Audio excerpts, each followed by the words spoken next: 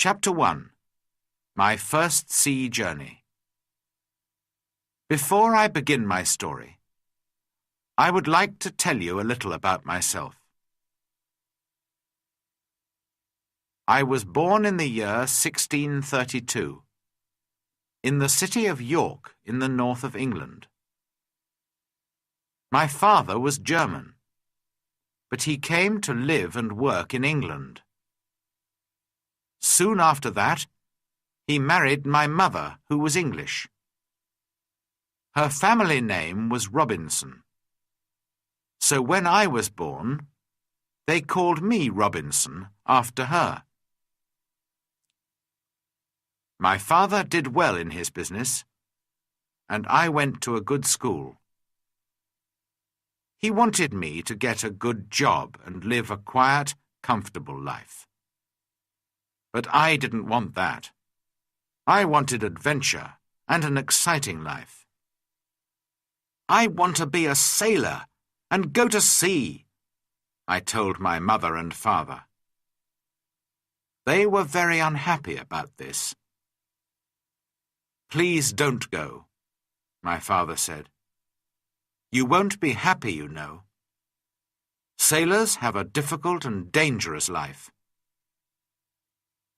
And because I loved him, and he was unhappy, I tried to forget about the sea. But I couldn't forget. And about a year later, I saw a friend in town. His father had a ship, and my friend said to me, "We're sailing to London tomorrow. Why don't you come with us?" And so, on September the 1st, 1651, I went to Hull, and the next day we sailed for London. But a few days later, there was a strong wind. The sea was rough and dangerous, and the ship went up and down, up and down. I was very ill and very afraid. "Oh, I don't want to die," I cried. "I want to live. If I live, I'll go home and never go to sea again." The next day, the wind dropped, and the sea was quiet and beautiful again. "Well, Bob," my friend laughed, "how do you feel now? The wind wasn't too bad." "What?" I cried. "It was a terrible storm." "Oh, that wasn't a storm," my friend answered. "Just a little wind. Forget it. Come and have a drink." After a few drinks with my friend, I felt better. I forgot about the danger and decided not to go home. I didn't want my friends and family to laugh at me. I stayed in London for some time, but I still wanted to go to sea. So, when the captain of a ship asked me to go with him to Guinea in Africa, I agreed. And so I went to sea for the second time. It was a good ship, and everything went well at first, but I was very ill again. Then, when we were near the Canary Islands, a Turkish pirate ship came after us. They were famous thieves of the sea at that time. There was a long, hard fight, but when it finished, we and the ship were prisoners. The Turkish captain and his men took us to Salé in Morocco. They wanted to sell us as slaves in the markets there. But in the end, the Turkish captain decided to keep me for himself and took me home with him. This was a sudden and terrible change in my life. I was now a slave, and this Turkish captain was my master.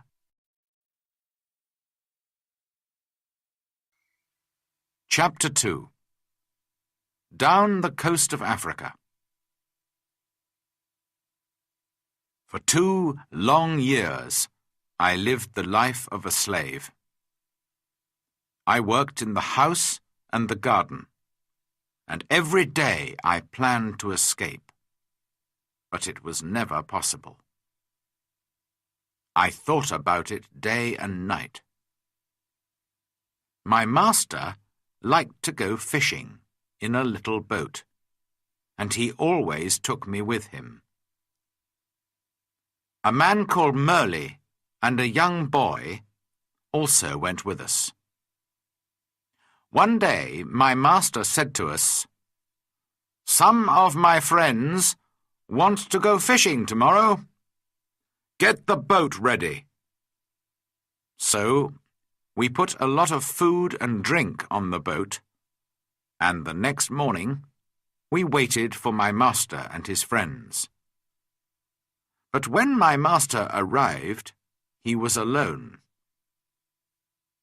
"My friends don't want to go fishing today," he said to me.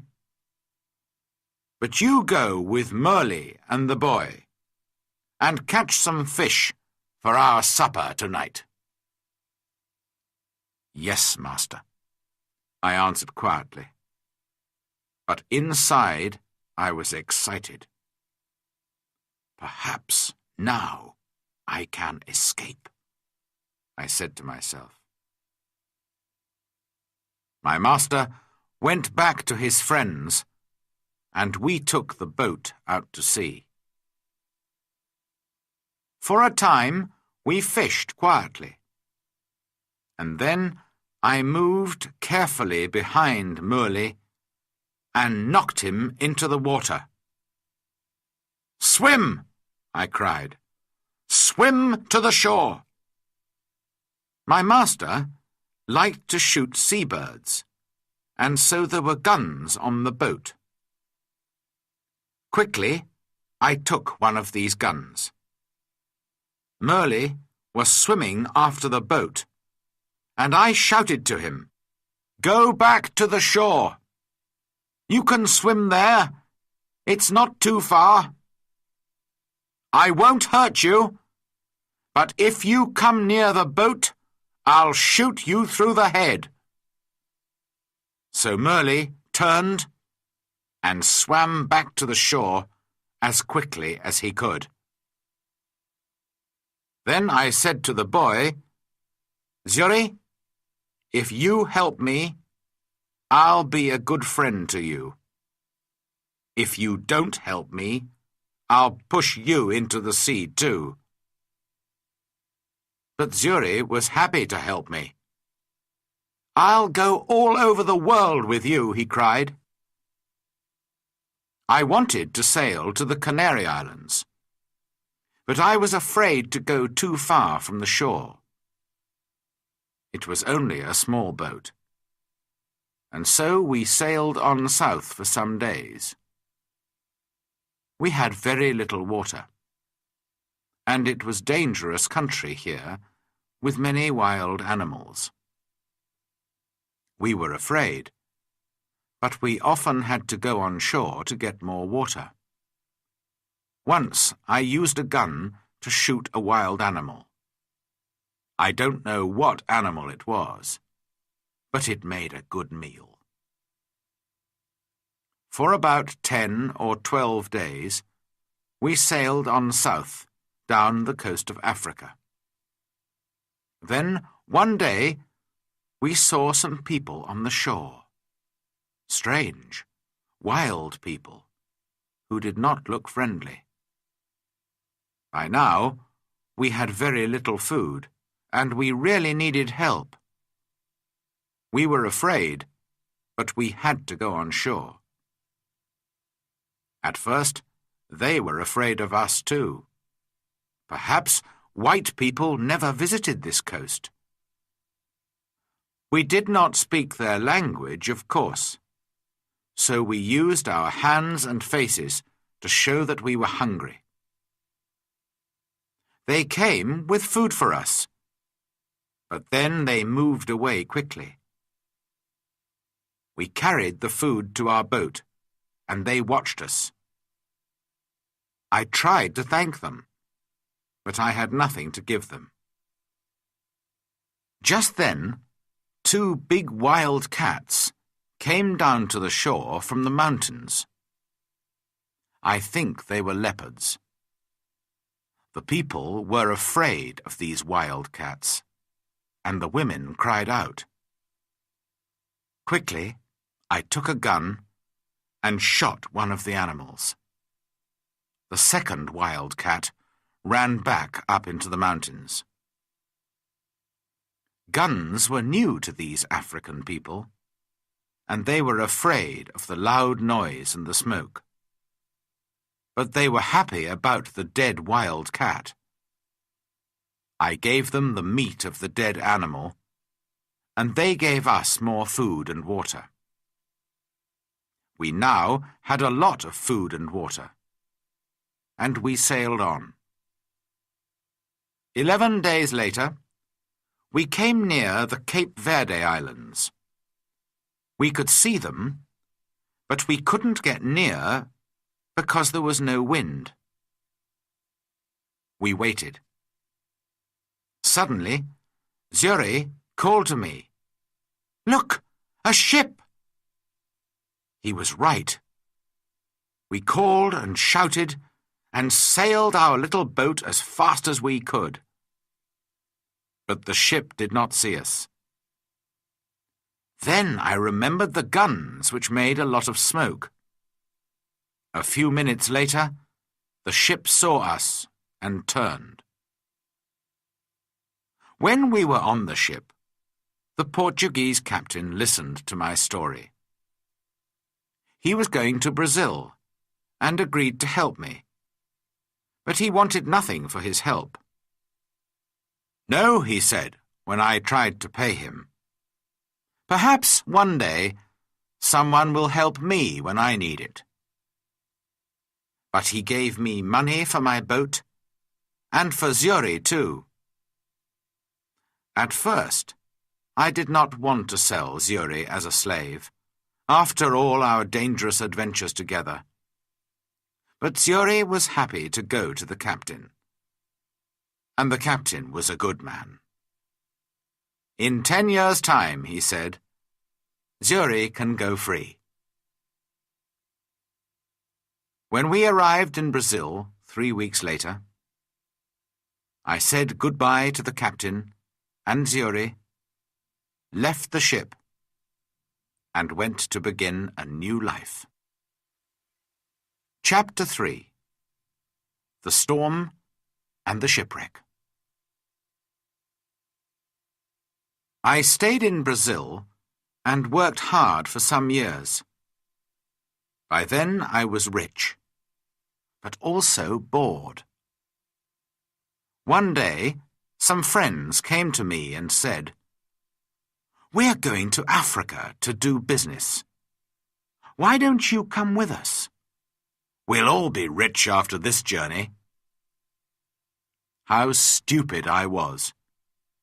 I had an easy, comfortable life in Brazil, but of course I agreed. And so, in 1659, I went to sea again. At first, all went well, but then there was a terrible storm.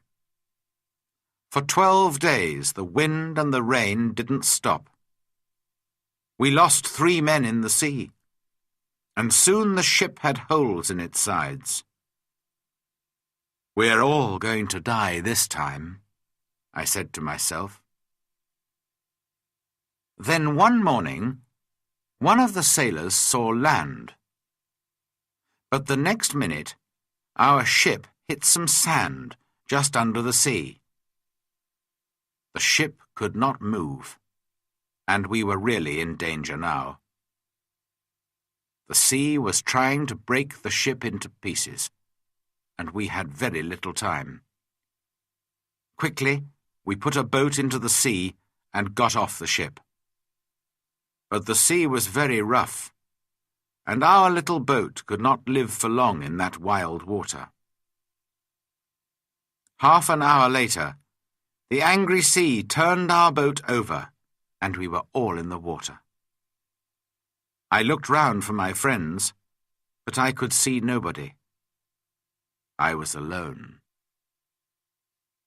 That day I was lucky, and the sea carried me to the shore. I could not see the land, only mountains of water all around me. Then, suddenly, I felt the ground under my feet.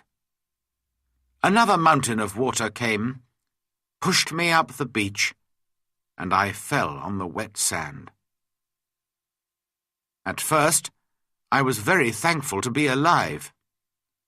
Slowly, I got to my feet and went higher up the shore. From there, I looked out to sea. I could see our ship, but it was wrecked, and there was nobody near it. There was nobody in the water. All my friends were dead. I was alive, but in a strange, wild country, with no food, no water, and no gun. It was dark now, and I was tired. I was afraid to sleep on the shore. Perhaps there were wild animals there. So I went up into a tree, and I stayed there all night. Chapter 4. A New Life on an Island. When day came, the sea was quiet again. I looked for our ship, and to my surprise, it was still there, and still in one piece. I think I can swim to it, I said to myself. So I walked down to the sea, and before long I was at the ship and was swimming round it. But how could I get onto it? In the end, I got in through a hole in the side, but it wasn't easy. There was a lot of water in the ship, but the sand under the sea was still holding the ship in one place. The back of the ship was high out of the water, and I was very thankful for this, because all the ship's food was there. I was very hungry, so I began to eat something at once. Then I decided to take some of it back to the shore with me. But how could I get it there? I looked around the ship, and after a few minutes, I found some long pieces of wood. I tied them together with rope. Then I got the things that I wanted from the ship. There was a big box of food, rice and salted meat and hard ship's bread. I also took many strong knives and other tools, the ship's sails and ropes, paper, pens, books, and 7 guns. Now I needed a little sail from the ship, and then I was ready. Slowly and carefully, I went back to the shore. It was difficult to stop my things from falling into the sea, but in the end, I got everything onto the shore. Now I needed somewhere to keep my things. There were some hills around me, so I decided to build myself a little house on one of them. I walked to the top of the highest hill and looked down. I was very unhappy, because I saw then that I was on an island. There were 2 smaller islands a few miles away, and after that, only the sea. Just the sea, for mile after mile after mile. After a time, I found a little cave in the side of a hill. In front of it, there was a good place to make a home.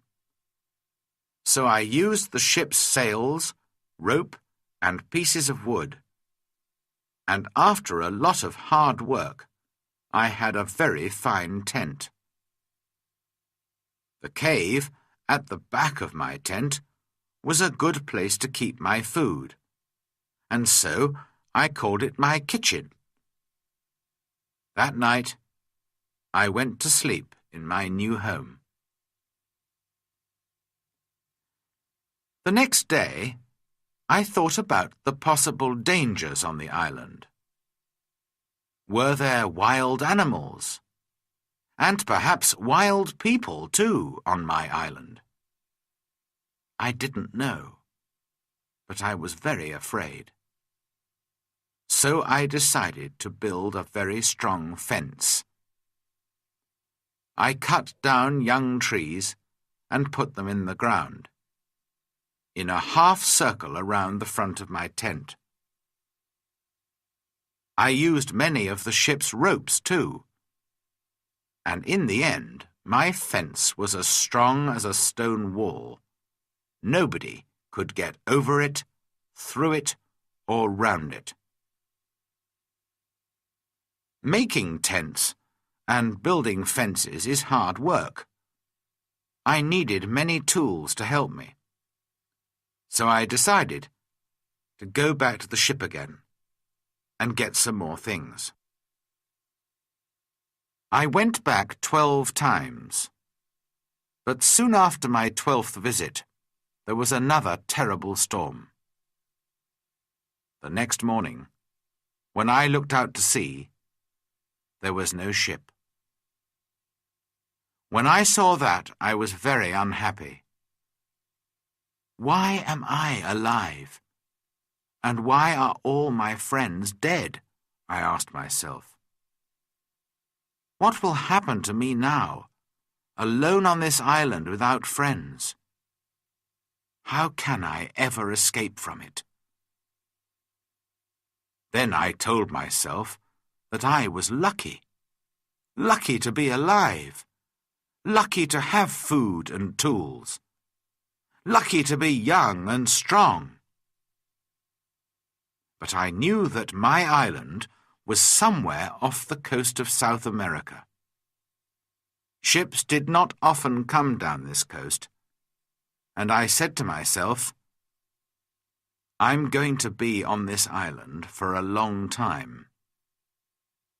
So, on a long piece of wood, I cut these words. I came here on the 30th of September, 1659. After that, I decided to make a cut for each day.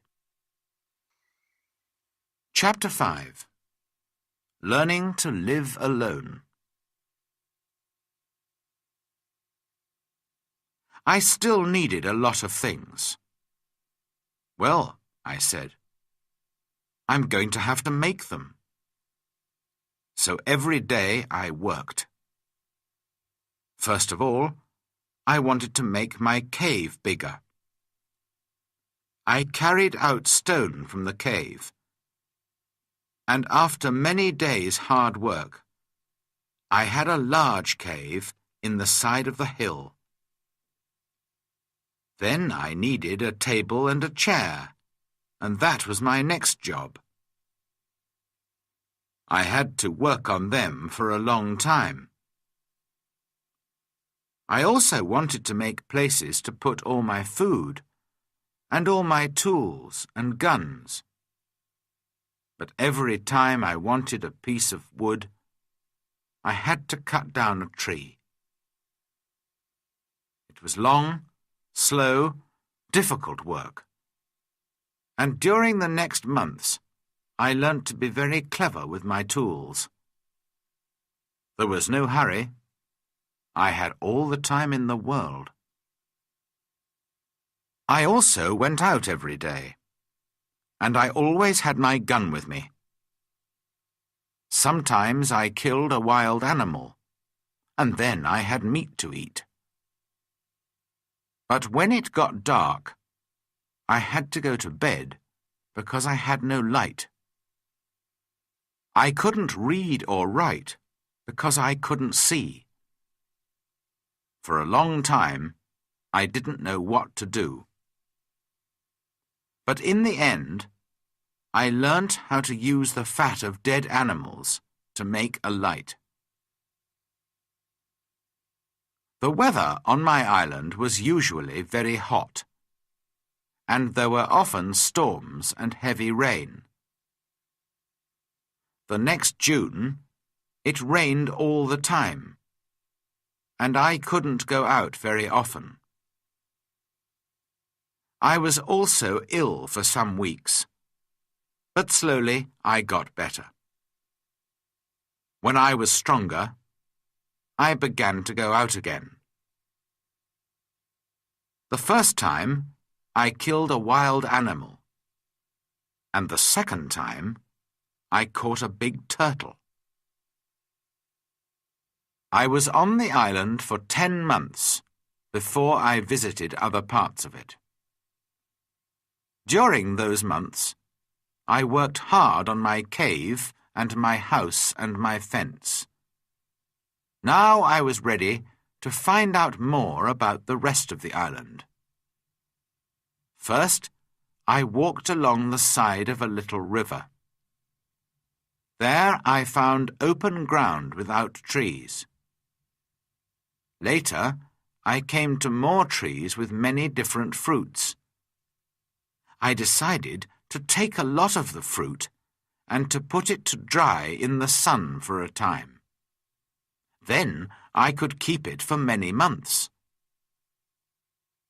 That night, I went to sleep in a tree for the second time, and the next day I went on with my journey.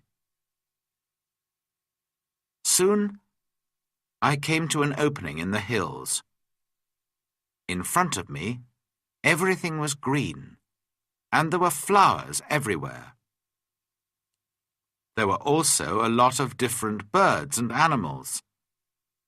I saw that my house was on the worst side of the island, but I didn't want to move from there. It was my home now.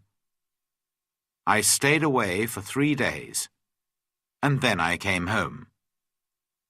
But I often went back to the other, greener side of the island. And so my life went on. Every month I learnt to do or to make something new. But I had troubles and accidents too. Once there was a terrible storm with very heavy rain. The roof of my cave fell in and nearly killed me. I had to build it up again with many pieces of wood. I had a lot of food now. I cooked it over a fire or dried it in the sun.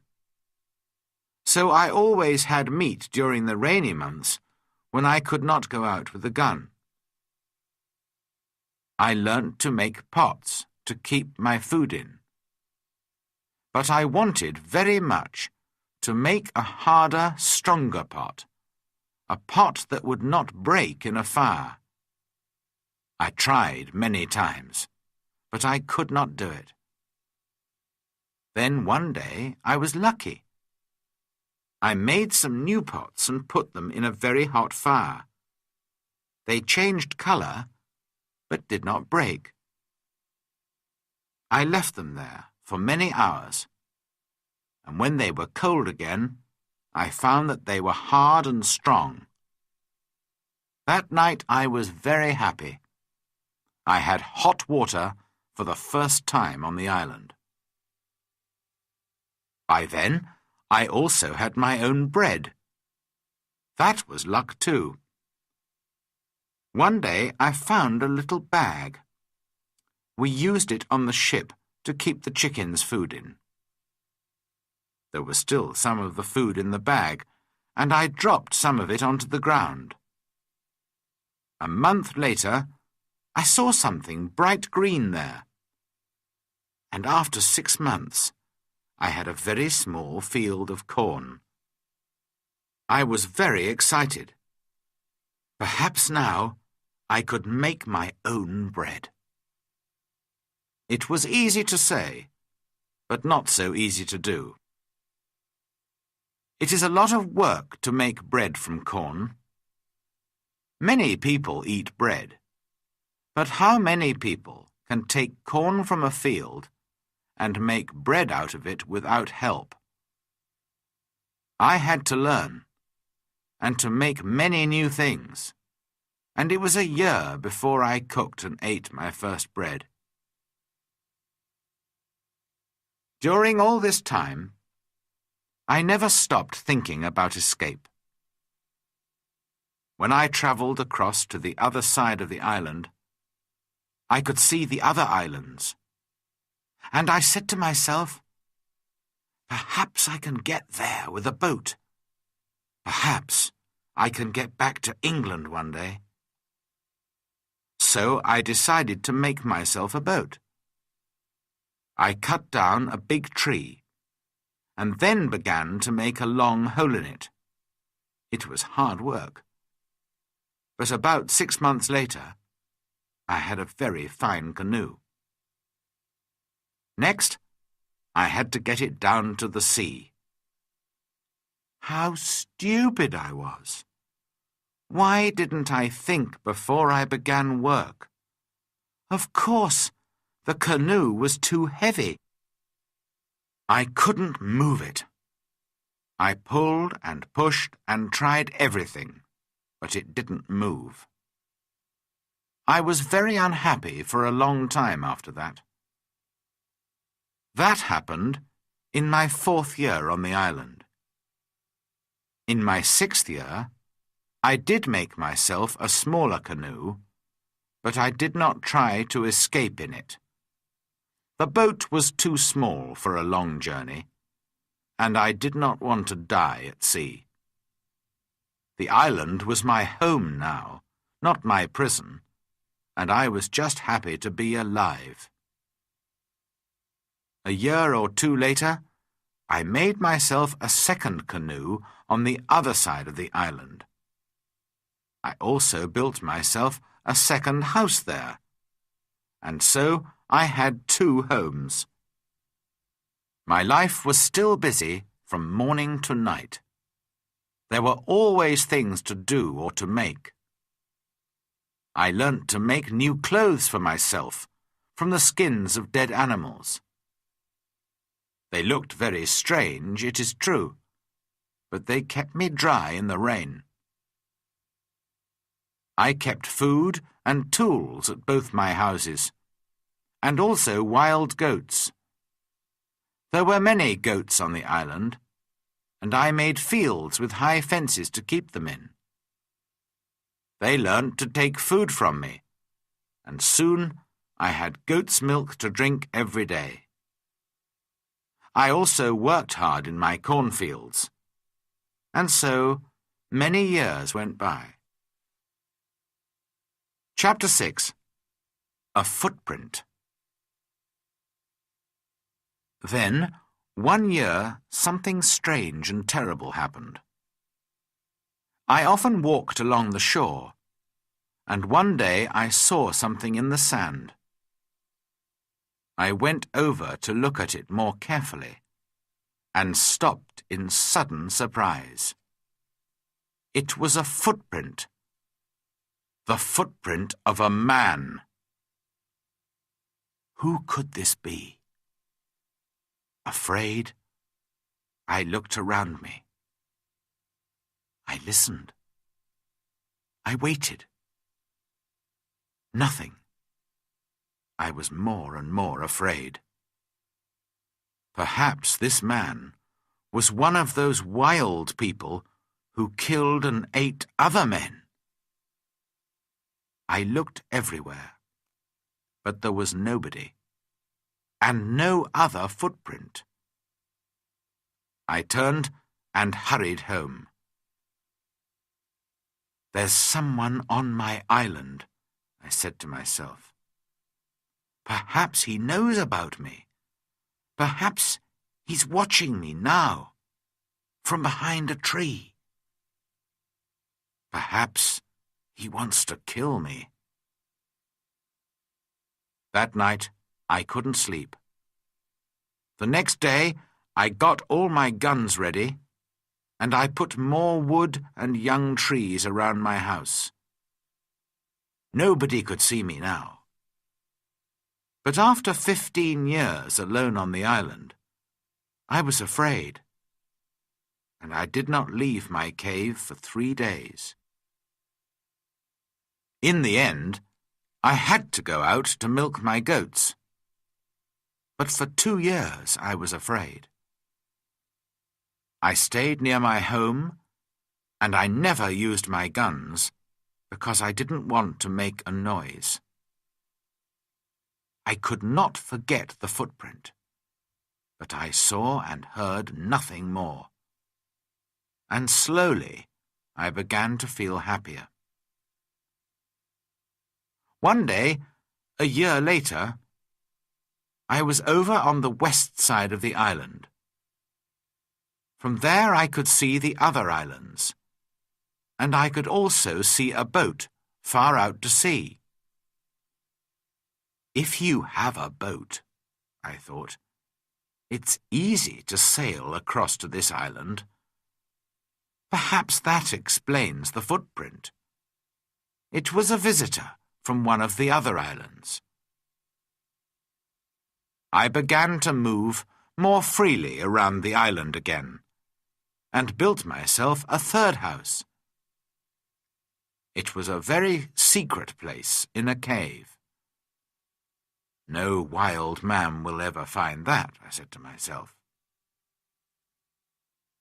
Then one year, something happened which I can never forget. I was again on the west side of the island and was walking along the shore. Suddenly, I saw something which made me feel ill. There were heads, arms, feet, and other pieces of men's bodies everywhere. For a minute, I couldn't think, and then I understood.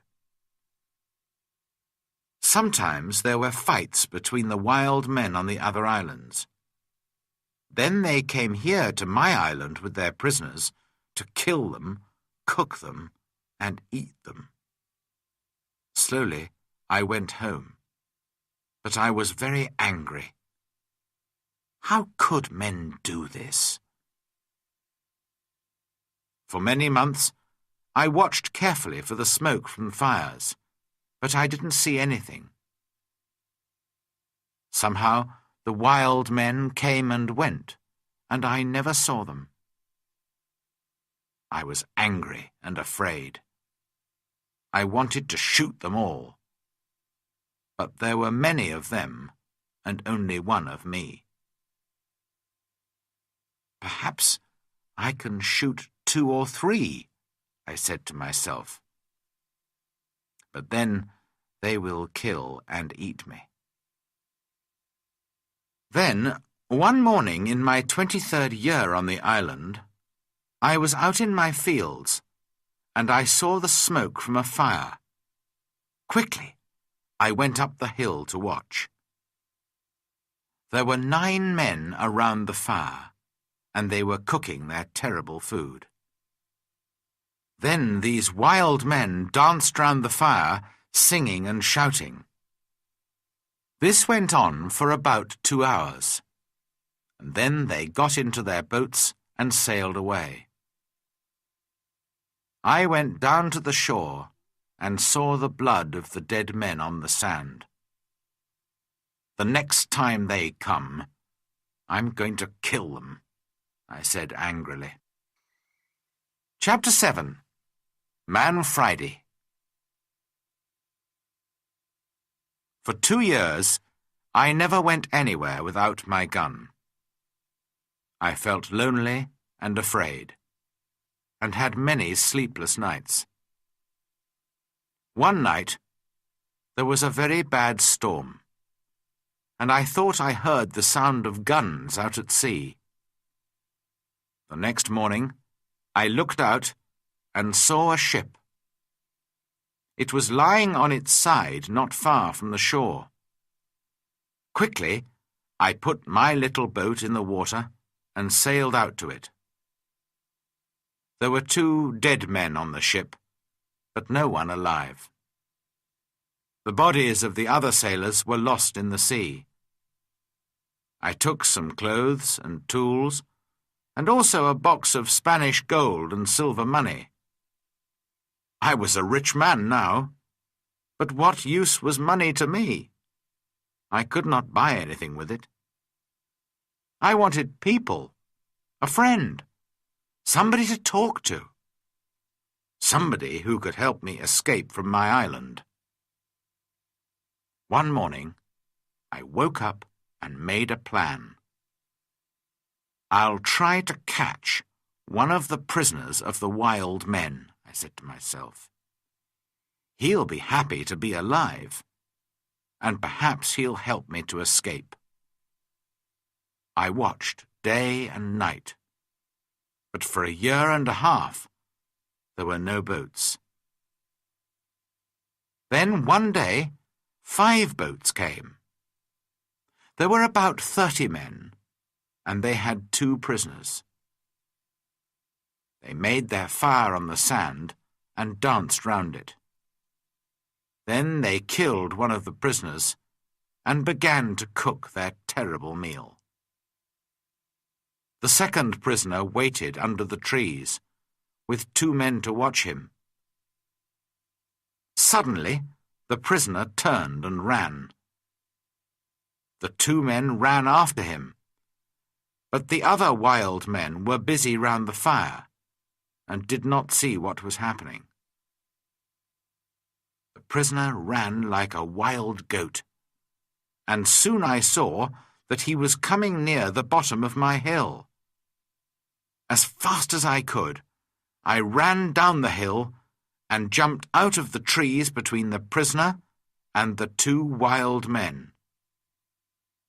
I hit the first man with the wooden end of my gun, and he fell down, but I had to shoot the second man. The poor prisoner did not move. He was afraid of the noise of my gun. I called to him and tried to show him that I was friendly. Slowly, he moved nearer to me. But just then, the first wild man began to get up from the ground. Then the prisoner spoke, and I understood that he wanted my sword. How happy I was to hear words again.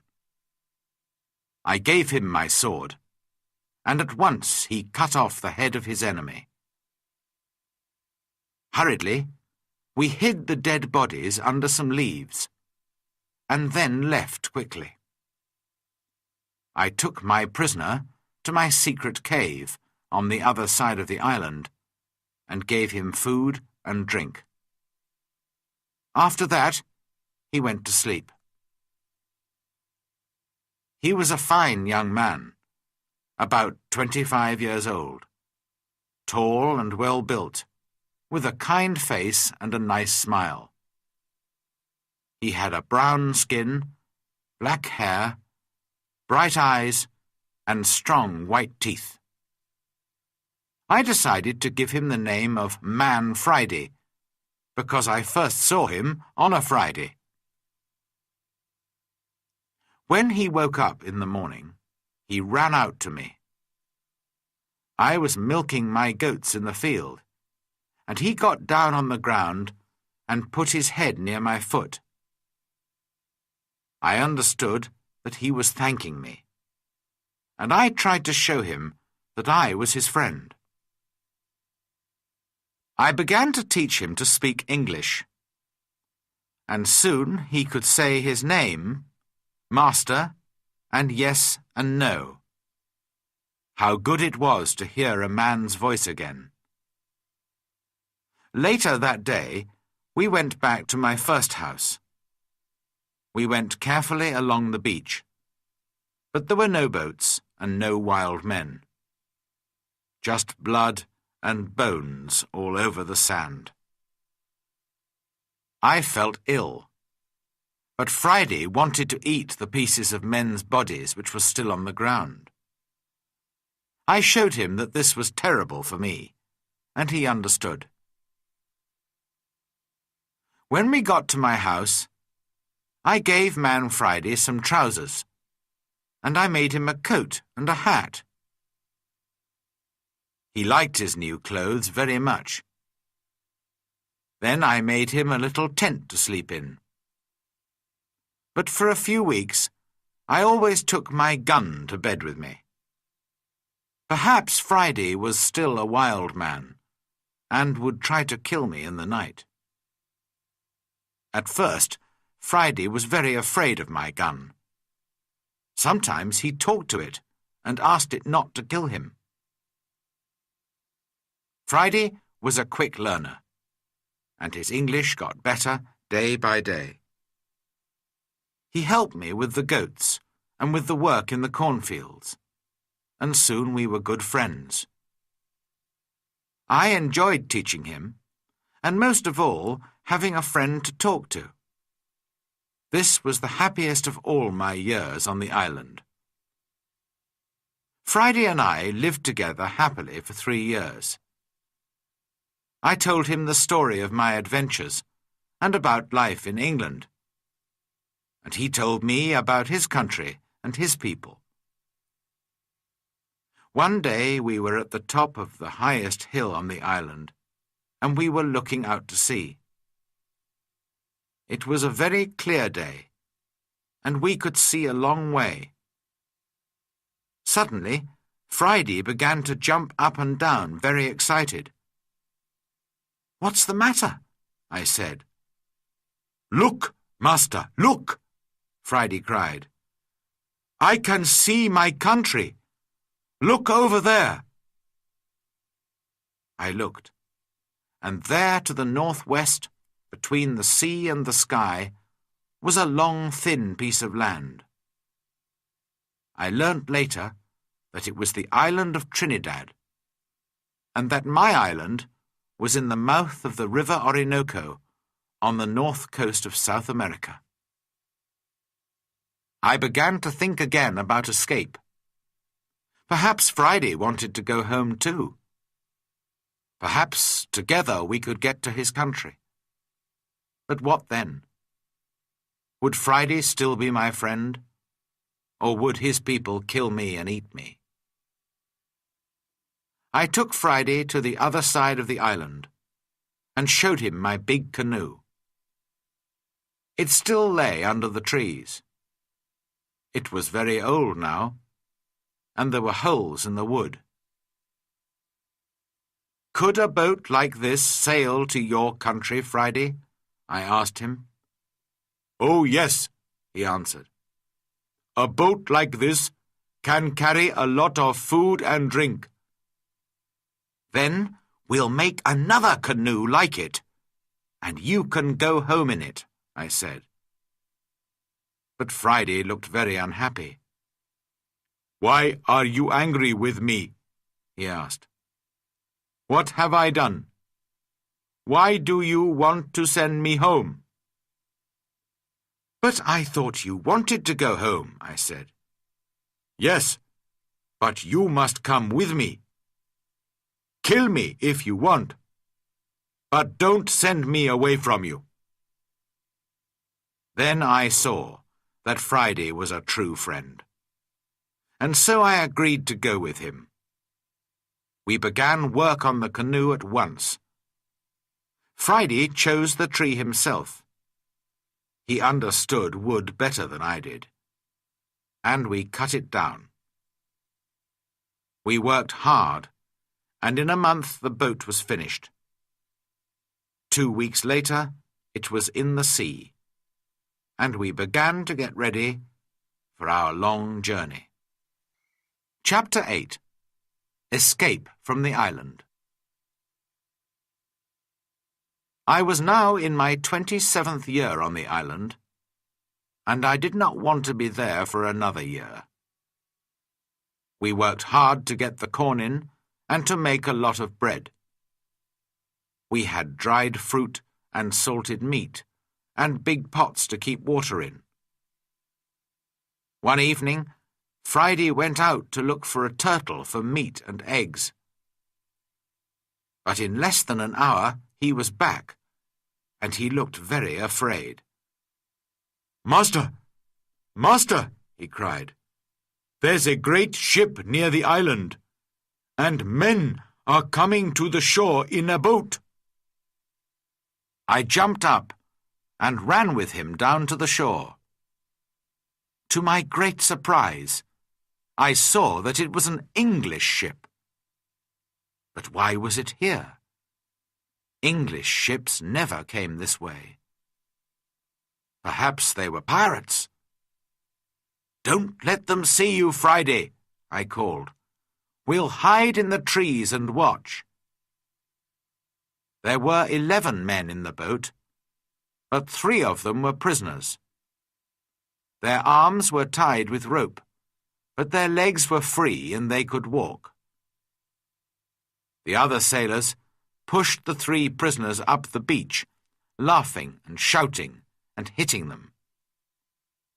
Then some of them sat down on the sand and began to drink. Others walked away to look at the island, and 2 men stayed to watch the boat. The 3 prisoners walked slowly along the beach and sat down under a tree not far from us. They looked very unhappy.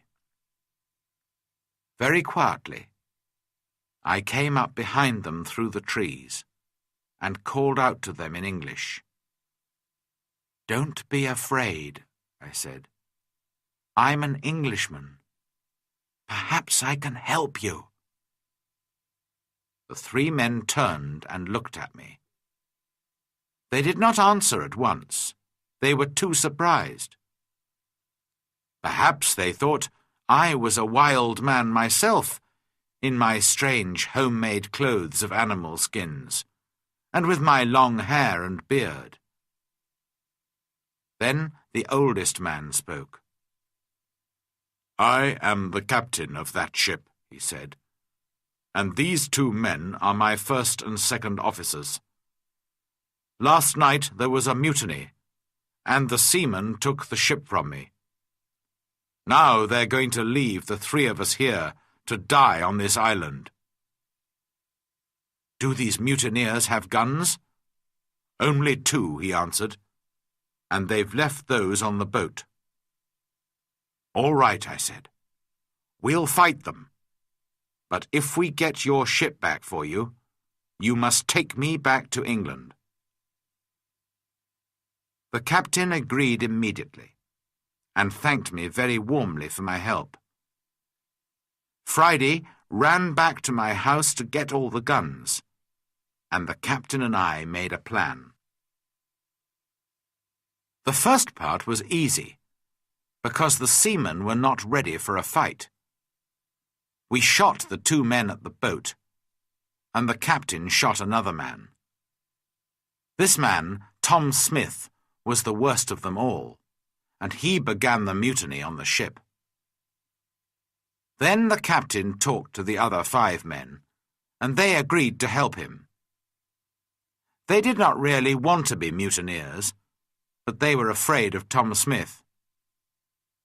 "Now," I said to the captain, "we must get back your ship. How many men are on it?" 26, the captain replied. "And they will fight hard because they won't want to go home. It is death for all mutineers in England. But not all the men are bad. I'm sure that some of them will help me." Just then we saw another boat which was coming from the ship to the shore. There were 10 men in it, and they all had guns. we ran into the trees and waited. It was a long, hard fight, but by now it was dark, and this helped us very much. We ran here and there in the trees, calling and shouting. The seamen could not see us, and did not know how many men they were fighting. In the end, the first officer shouted to them, "Put down your guns and stop fighting. The captain has 50 island people to help him. We can kill you all."